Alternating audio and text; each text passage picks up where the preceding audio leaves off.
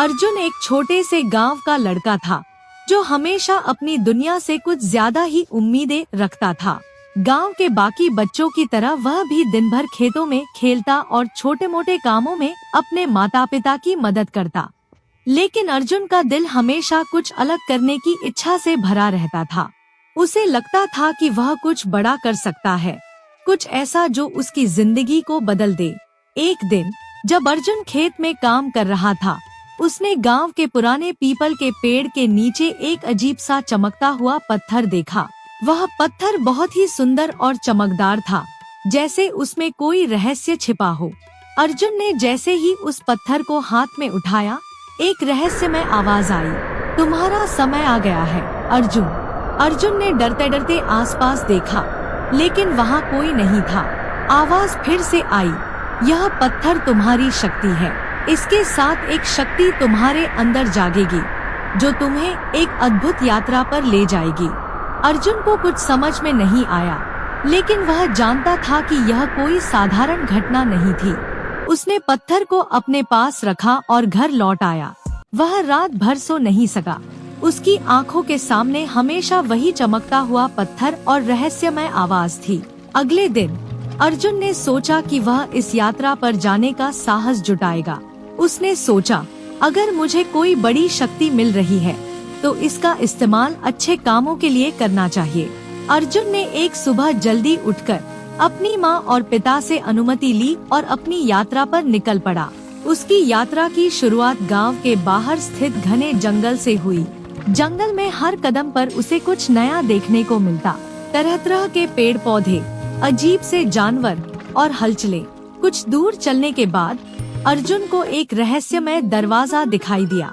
वह दरवाजा एक बड़े पहाड़ की दीवार में बना हुआ था और वह न सिर्फ दिखने में अजीब था, बल्कि जैसे उसमें कोई शक्ति भी समाई हुई थी। अर्जुन ने डरते हुए उस दरवाजे को खोला।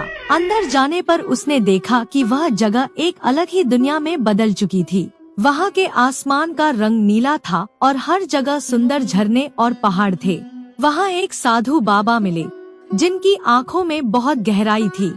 बाबा ने अर्जुन से कहा, तुमने अपनी यात्रा की शुरुआत सही समय पर की है। इस स्थान पर तुम्हारे जीवन का असली उद्देश्य छिपा है। तुम्हारे पास शक्ति है, लेकिन तुम्हें इसका सही उपयोग समझना होगा। अर्जुन ने बाबा से पूछा, किस तरह से मुझे अपनी शक्ति का सही इस्तेमाल करना चाहिए? बाबा ने उत्तर दिया, तुम्हारी शक्ति केवल तुम तक सीमित नहीं है अर्जुन, यह तुम्हारे गांव और तुम्हारे लोगों के लिए भी है। तुम्हें अपनी यात्रा के दौरान 3 महत्वपूर्ण बातें सीखनी होंगी, साहस, दया और सच्चाई। केवल इन 3 गुणों को समझकर तुम अपनी शक्ति का सही उपयोग कर सकोगे। अर्जुन ने बाबा की बातों को ध्यान से सुना और अपनी यात्रा जारी रखी। अगले कुछ दिनों में उसने जंगलों, पहाड़ों और नदियों को पार किया। हर जगह उसे किसी न किसी कठिनाई का सामना करना पड़ा, लेकिन अर्जुन ने हमेशा साहस और दया का परिचय दिया। एक दिन जब वह एक घने जंगल से गुजर रहा था, उसने देखा कि कुछ लोग एक बुरी ताकत से परेशान हैं। वह लोग जंगल में फंसे हुए थे और एक विशाल राक्षस उनका पीछा कर रहा था। अर्जुन ने बिना किसी डर के राक्षस का सामना किया। वह जानता था कि उसकी शक्ति सिर्फ उसकी रक्षा के लिए नहीं, बल्कि दूसरों की मदद के लिए भी है। अर्जुन ने राक्षस को अपनी शक्ति से हराया और उन लोगों को बचाया। उन लोगों ने अर्जुन का धन्यवाद किया और कहा, तुमने हमें बचाया है, तुम सचमुच एक महान योद्धा हो। अर्जुन ने मुस्कुराते हुए कहा, मैं एक साधारण लड़का हूँ, लेकिन जब तक मैं सही रास्ते पर हूँ, मेरी शक्ति मेरे साथ है।